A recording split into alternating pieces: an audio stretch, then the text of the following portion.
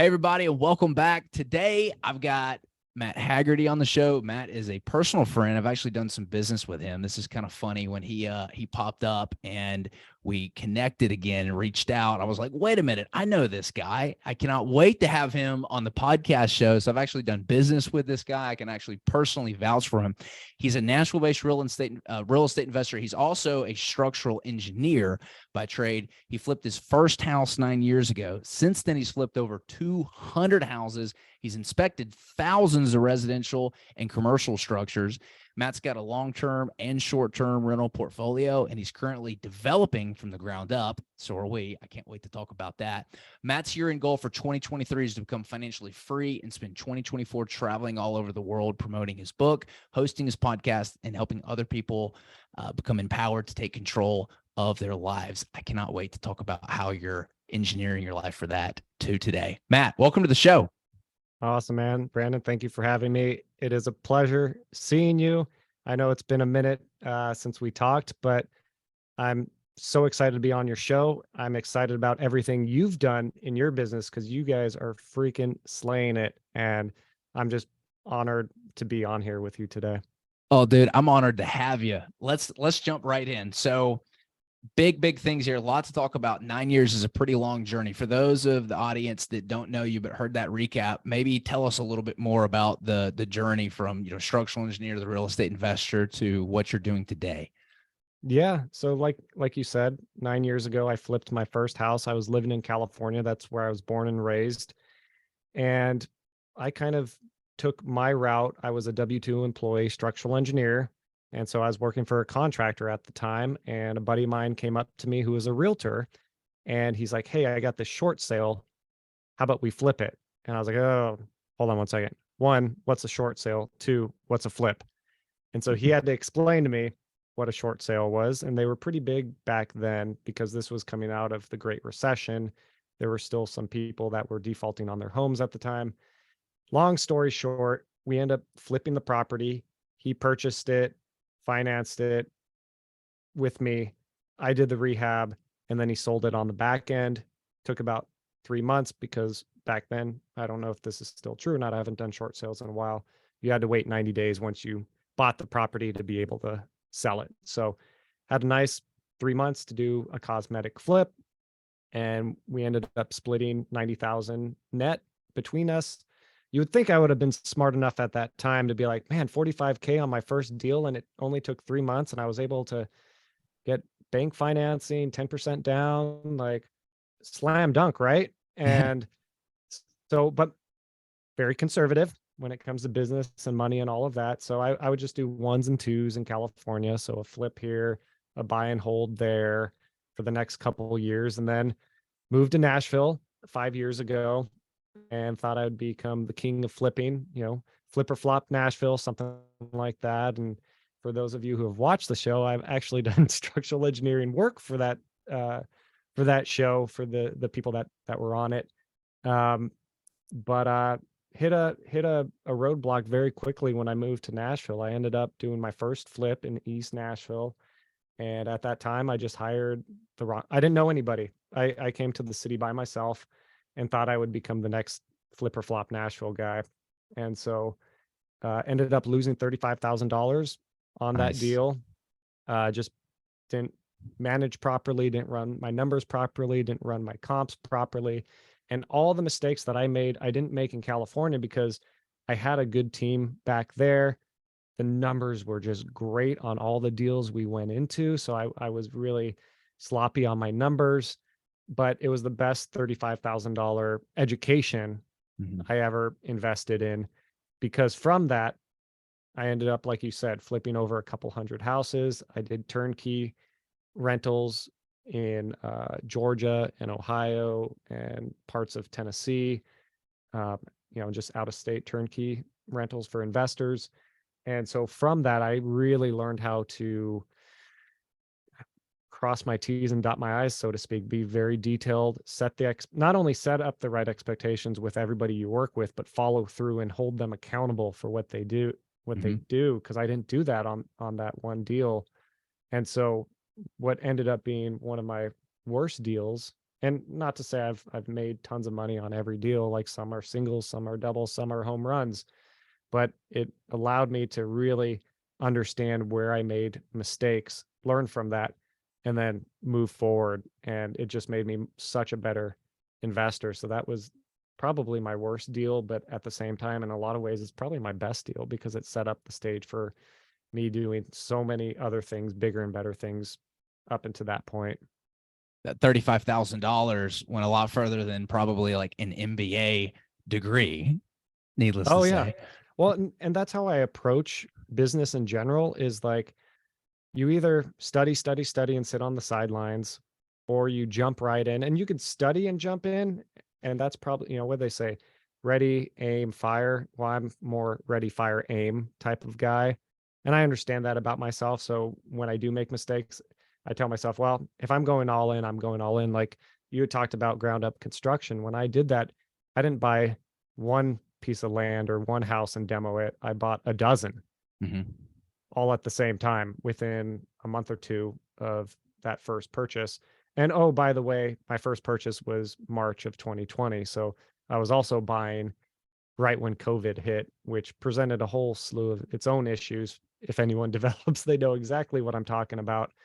But yeah, I'm kind of a feet first, jump all in and figure it out and really just put the immense amount of pressure on yourself. Like I think Tim Ferriss talks about it in his 4 Hour Work Week book, how you give yourself like a very short deadline to do a whole hell of a lot of things. Yeah. And now all of a sudden you're going to cut out all the crap and just focus on what the most important things are to get done what you need to do. And you can make a lot of progress and cover a lot of ground if you do things like that. Trust me, there's a lot of pressure in that kind of style, but there's a whole lot of growth in a whole little bit of time. And I guess it's just kind of how I do things a lot of the time.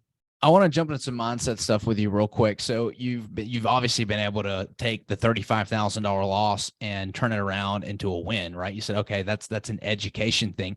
We have such a problem in this culture when it comes to what it really takes to grow a business and how we should spend our money. We spend 30, 40, 50, $60,000 a year, at least the parents sometimes do, or the kids will go into debt to go to college. They will work for something for 4 years and go into like 60, 70, sometimes multiple six figures with higher level schooling to get something that pays them a return. It takes 5, 6, 7, sometimes 15, 20 years to pay that back. But when we go in entrepreneurship, we don't even want to pay like a coach a couple $1,000 who've already paved the way. We don't want to, pay $25,000, $30,000 to a mastermind full of people who've already done what we're trying to do. We have such this block when it comes to spending money. I have a family friend who had this business and she was wanting to get into like furniture, she would do like the furniture for weddings, really nice weddings, provide all the props and stuff for them, working with wedding planners. And I remember talking with her, and there was she also had this other idea she was looking at, and like she didn't want to spend $2,500 on like a coach to like show her and kind of like give her the keys on this idea that she was looking for. And I'm like, oh my God, like she spent, she went to college, she spent the money. Why do you think there's a block like that? And then how did you develop this mindset to kind of push through that? Because most people can't. Yeah, no, that is a phenomenal question because in my viewpoint, I went to a great college. Don't get me wrong. I did take that route. But when I look back at it and my partner, you could look, she had a couple $100,000 of student loan debt. And thank goodness she decided to become an entrepreneur and use her degree as an entrepreneur because she would be making less than six figures a year doing what her doctorate would have her do. So thank goodness she decided to be an entrepreneur so that could get paid down quickly. But I think we're just told from a very young age that there's this path we need to take in life, college, student loans, and then get a good job and then sail off into the sunset. And I prescribed to that for a long time and still until I started to do my own thing. And I think it's just the culture a lot of times. I grew up in the Bay Area. There's a lot of different cultures, whether it's people from India or Asia specifically, that their parents want you to become a doctor. They want you to become a lawyer. They want you to become a nurse. And when you do that, personally, I think it's a form of modern day slavery, because Mhm. not only are you racking up tons of debt, but then you get a job where you can't pay off that debt for Mhm. 10, 15, 20 years, unless you do a side hustle or you get into alternative forms of investment like real Mhm. estate. But you and I both know, if you're a passive investor, your returns are not going to be as good as the people that are actually putting in the work day in and day out in this industry. And so my biggest mindset shift was getting myself around other people that did not think like me. So I did not talk about real estate with my buddies who were doctors and lawyers and engineers. I went to the local RIA, and that is so powerful to put yourself around people that think differently from you, but are where you want to go. I know you're a big mastermind guy. I'm a big mastermind guy. And you just learn certain things, like Rich Dad Poor Dad talks about it all the time. Like, there's good expenses and bad expenses, good investments and bad investments. Investing in yourself, in your mindset, changing your belief system, the structure of meaning you give things, is the most powerful part of anything you're going to do in life. It doesn't even have to be real estate. It could be relationships. It could be something outside of real estate. But once you start putting yourself around those people and for real estate, there's nothing better than the local RIA. You get to learn about how to do real estate.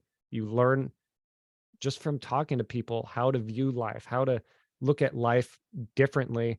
And you and I both know we're okay to spend hundreds, thousands, if not tens of thousands of dollars a year to invest in ourselves, to expand our minds. And it might not even be directly related to real estate. Mhm. It might be something completely different, but we know that the best investment we can make is an investment in ourselves. And I think that's the biggest difference between people who take the W-2 approach and just work as an employee for the rest of their lives, working up the corporate ladder, and people that decide to go into things like real estate investing. My biggest takeaway from that, what you just said, is if you want to break this thinking, if you're interested in trying, if you don't have any clue what we're talking about, is go try to surround yourself. If you have the least bit of interest in this entrepreneur route, go to some masterminds, go to some local, investment events, try to get around some entrepreneurs, or at least other people who expand, how you think. You and I, we just both did Tony Robbins' Wealth Mastery. We had no clue that we were even at the same event until we just hopped on and we're chatting before this. But it was so interesting to hear the different perspectives and the guys speaking on the different what's happening in the world and what the future, how it's going to shift towards these emerging markets in these countries that are, kind of in the early infancy stages of where the United States was, where real wages are going to grow at a very rapidly rate. I was like, oh my god, I didn't even think about that. It was mind altering, because I love going to these events to get around that. So that's the key, is you got to get around other people who have these different perspectives. And I kind of think that follows back to that popular advice is, you are the sum of the five people you hang out with the most, right? I Yep. want to pivot a little bit. You said something earlier that caught my attention. You've gone from structural engineering, so you've got a little bit of a background, at least in like the foundational stuff when it comes to construction. How did you get into development? And then what steps, systems, processes, tips and tricks, secret sauce, whatever you want to call it, do you do to find the right contractor for development? Because that is a problem I know a lot of people have. Yeah. Yeah. No, I appreciate you asking that. So at the time, I told you I had picked up a piece of land right before COVID hit. So building departments shut down, businesses shut down. At least in Tennessee, they didn't shut down for very long. I know friends in California where that was a completely different world and a completely different story. But I started interviewing contractors, and what I realized, because I didn't pick up all 12 projects all at the same time.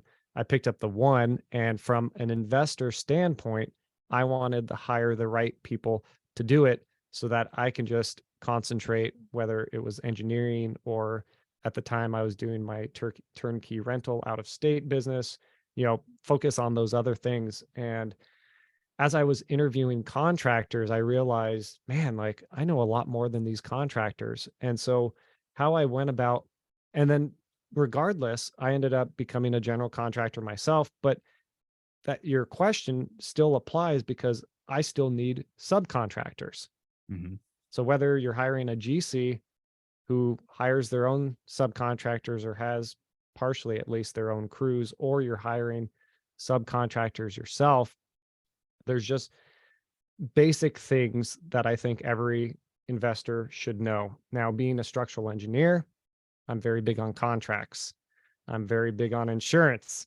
I'm very big on telling Uncle Sam exactly what's going on. I think I said earlier that I'm a very conservative person.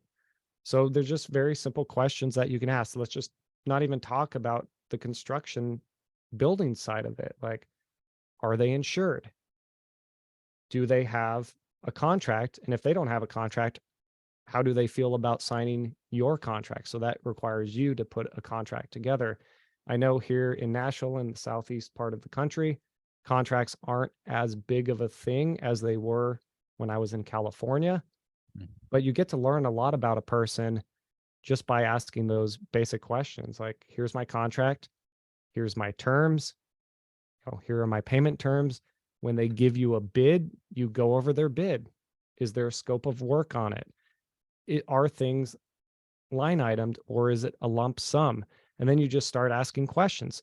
Really, interviewing in general is just about asking questions and shutting up.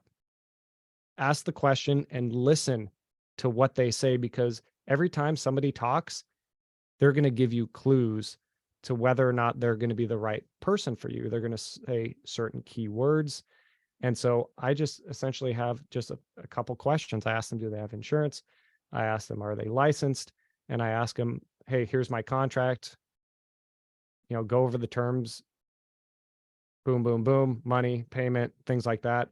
And if they're okay with it, you can tell a lot from body language as well. And I have not hired so many contractors when they can't give me straight answers on very simple questions. Like if they give me a bid, I'm like, can you break this bid down? What's labor? What's the scope? What's the material cost? All of those things. And by just asking those questions and just sitting back and listening to what they say, your gut will tell you most of what you need to know. Because anytime I've hired a contractor where my gut tells me not to, that there's something strange going on, but sometimes they could be a really good salesperson Mhm. and they tell you all the right things. They say all the right things, or they're pretty gregarious. And my my gut tells me something, but my mind is like, no, no, no, this guy's good. He's not like this other contractor who can't even get me a bid or delays in getting me a bid. That's another thing too, is like some of these contractors can't even give you numbers, and they do what is called a time and material contract where they'll just charge you for their time and their material. I hate those contracts because Mhm. it's usually a lose-lose. It leaves a sour taste in somebody's mouth, whether it's you or them, because they either take too long, now they're not held accountable. That's why when I was interviewing GCs, how they a lot of people do it out here is they do it, it's called cost plus contracts. So whatever it costs, say it's $1 million to develop this piece of land, plus their profit. And Mhm. it's on top of whatever the project costs. So 15% on top of 1 million. Well, you're going to make that 15%, whether the project takes you 6 months, which people in Nashville can build as quick as 6 to 8 months for a single family house, or it could take a year or a year and a half, and then they'll have every excuse. Meanwhile, their time keeps getting built up. And the materials, we know that right after COVID hit, lumber went through the roof. Mhm. And so on one of my builds, I was like, you know what? I'm going to wait 3 months. I'm not paying a lot in bank interest because really I haven't done anything with the project. I haven't put in the foundation or the utilities or anything. Well, what's preventing them from buying it when it was 4 times historic rates? They don't care. There's no incentive. So understanding what the contract is, whether it's time and material, cost plus, or lump sum, knowing the terms and what the incentives are in the contract itself is so important. So I know I keep going off of contract. licensure, all of that. That's so important. But it tells you pretty much, in my opinion, 90% plus of what you need to know, because, a lot of people say referrals are a great resource. I've had great referrals and I've had horrible referrals where other guys that I know in town that use these guys over and over and over again, they love them. And then they referred them to me, and they're some of my worst subs, So I'm not big on referrals. Like a referral, the game well enough. Contractors can be great on one project and then they can be horrible on another project. I loved my electrician, phenomenal up till about 80% of the project. And then they had financial issues. Then they stopped showing up. They stopped communicating completely. And here I'm trying to get inspections, rework is done, houses are finished, electrical's not working like it should, and they're nowhere to be found. And with electricians hate to come in after someone else's work. Yeah. Hate it. And I agree. It sucks. All that wiring's in the walls. They don't know what's going on. So referrals, I don't put a lot of weight in that. I really just stick to the basics. So interesting. No referrals. That's a little contrarian, but there's two things you said that stand out to me that I think people can take home. One is you ask them to break down the bid. One, you can tell a lot by somebody when they send something over. And is it like just one lump sum, or is it like nice, neat, and detailed? I've received bids where it's like their logo, their address, their name, and then it's literally like grading, and it's just one large humongous lump sum. And I'm like, okay, walk me through this. How did you arrive at that number? Break it down for me. And if they can't do that, that's a huge red flag. That means that they don't know their own numbers, which means they might just be spitballing, which means they don't measure their own business, which means this could turn into a big fiasco for them if they did it wrong, which will then turn into a fiasco for you. That was the first thing. The second was, I think everybody in this space, especially when they're starting out, hell, they might have even done this for a long time. They make the mistake of saying, okay, I have to figure everything out in the scope of work. I've got to be the one to create this super detailed thing and communicate what I need to do. No, it's who, not how. They need to be communicating what the scope of work is. Okay, walk me through exactly what you're going to do on this development contract. What's your scope of work look like? And if they don't know, boom, there's another red flag. That saved that one piece of advice you just said. That's going to save people a ton of time. Yeah. No, you said it perfectly. Like, it's their responsibility. I can't tell you how many times a contractor that I'm vetting is asking me, well, what do you want me to do? And I'm like, I'm hiring you because you are the expert.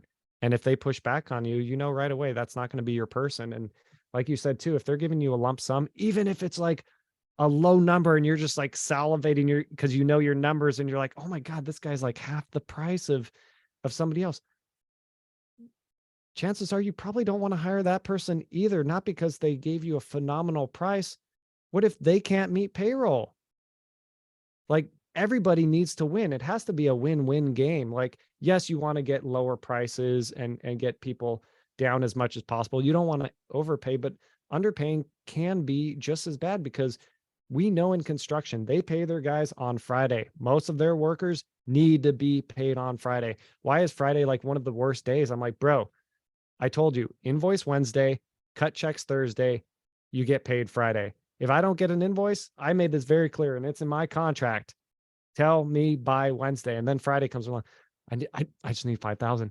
I just need 5,000 to pay my guys. I'm like, bro, like, your emergency is not my problem. Like, we talked about this before. And so there's just so many things when you vet a contractor, like you said, if you see the red flags to begin with by asking simple questions and they can't produce those answers, next.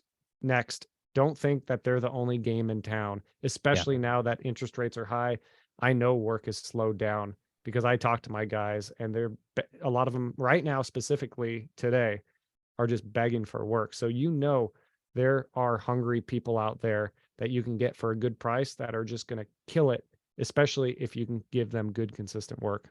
100%. Now, I want to get in this. I know that you wrote a book, and you are, I think you said you're planning like 2024, planning on like traveling the world. A lot to unpack here. One, what steps have you taken to engineer this lifestyle? How have you, positioned your investments to provide this lifestyle? And then what are you doing to prepare for this, what I call the most anticipated recession of all time? Yeah. And So tell us a little bit about your book too. yeah, Throw yeah. three questions at you all at once. Yeah. So about a year and a half ago, I was doing what most it seems like a lot of high achievers hit at some point in their career, where they just leverage themselves a lot. They start wearing themselves thin. We're producers, we're workers, we're creators, innovators. We want to work. And I was running multiple businesses at that time. I wasn't doing the who, not how as well as I do now. And I just found that I was just stretching myself way too thin. My businesses weren't doing as well as I wanted them to. My marriage wasn't doing as well as I wanted it to. My health, my fitness, everything was kind of going in the negative direction. And my wife approached me one day and was like, "Hey, like if you don't get your shit together, essentially, I'm out. I want to be separated. I'm out." And for me, that was rock bottom. And I was just like, "Oh shit, I really gotta turn my life around." So long story short, around that time, my mentor came to me. He's like, "Hey, I got this thing called the 100-Day Challenge. For any of your listeners that are familiar with Andy Frisella and 75 Hard, that's like kindergarten compared to what this event is. Instead of 75 days, it's 100 days. Frisella has you do like 4 or 5 things a day, um, read 10 pages, drink a gallon of water, work out twice for 45 minutes, take a selfie of yourself, and there's one other thing. Well, this is just that on crack. So essentially, I took, without getting too much into it, my coach, my mentor has 8 parts of our life. So health and fitness is one, emotions and meanings. Tony Robbins people will get this right away. Relationships, work, career, mission, spirituality, legacy, finances. And I was like, man, I need to work on everything. And like I said, I go balls to the wall on everything. I had to really, in 100 days, I was like, I want to completely transform myself and transform my life. And so that's what I did. I came up with a plan, figured out what I'm going to do. I started leveraging people, the who, not how. So for health and fitness, I hired a trainer out of Miami. So he wasn't even local. We just did it over the internet. I've never met the guy to this day. He set me up with the diet plan, the exercise program, because I was like, I have no time to worry about how to do this. You know how to get results. Tell me what to do. And I'm just going to blindly follow you and do what I need to do. So within that 100 days, I ended up dropping 45 pounds. I was lifting more than I ever had. I was only taking in 1,700 calories a day. I wasn't drinking caffeine, alcohol, any of that stuff, no sugar except natural sugar. And I had more energy than I ever had before because I started to learn about my nervous system and how to leverage it with things like cold water immersion, Wim Hof breathing, all these different techniques that could boost up my neuromodulators, dopamine, adrenaline, serotonin, oxytocin, all of these things. And I was able to accomplish more in 100 days than I had in the past 3 to 5 years. Wow. I wrote the book. And as a celebration for all of this, I decided my bucket list, I never climbed a tall mountain before. I haven't even hiked more than 2 miles on flat ground in Nashville. I'm going to climb a 14,000 foot, they call them 14ers in Colorado, 14,000 foot summit. And so my buddy who did this challenge with me, we celebrated in April by going and climbing two 14,000 foot mountains in one day to celebrate after killing ourselves for 100 days. And it wasn't killing ourselves for 100 days. Yes, it was tough and it was a long 100 days, but we really transformed ourselves, transformed how we approach life, how we played the game of life, how we dealt with relationships. Like we were talking earlier before the podcast about relationships and things like that. Just started making amazing relationships, both on the personal level and the professional level. Completely turned around my businesses. And now here I am on the precipice of becoming financially free through rentals. That's how I'm doing it. short-term, long-term rentals. Um, and even when bank loans are what, I don't know, 9, 10%, something around there right now, like Yeah. even in this climate, I'm able to become financially free because I completely changed my businesses around, my business structure, how I operated my businesses, everything, just completely turned it around. And, I'm going to be spending next year just traveling off my cash flow and just enjoying life. Congratulations, man. That is super exciting. For those that want to learn more about you, connect with you, learn more about your book, where can they go? Yeah. So the website is superherobydesign.com.